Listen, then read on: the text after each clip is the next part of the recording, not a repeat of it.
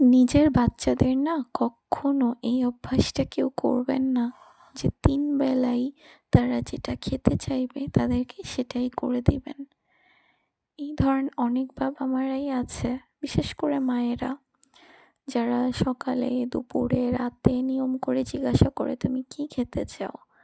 এটা কিন্তু একটা বয়সে যেয়ে তাদের অভ্যাসে পরিণত হয়। একটা সময় পরে যখন আপনি আপনার মন মতন খাবার দেবেন, তারা কিন্তু সেটা অ্যাকসেপ্ট করতে চাইবে না। এজন্য মাঝে মধ্যে জিজ্ঞাসা করা ভালো, কিন্তু সবসময় নয়। এই অভ্যাসটা হয়ে গেলে পরে অনেক ঝামেলা হয়, কষ্ট হয়। তো বাচ্চাদেরকে অবশ্যই মন মতো খাবার দিবেন, তবে সবসময় জিজ্ঞাসা করে না। এটাতে অভ্যাস নষ্ট হয়ে যায়।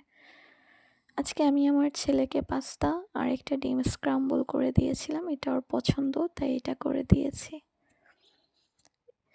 তো আজকে এই পর্যন্তই। ভালো থাকবেন সবাই। আল্লাহ হাফেজ।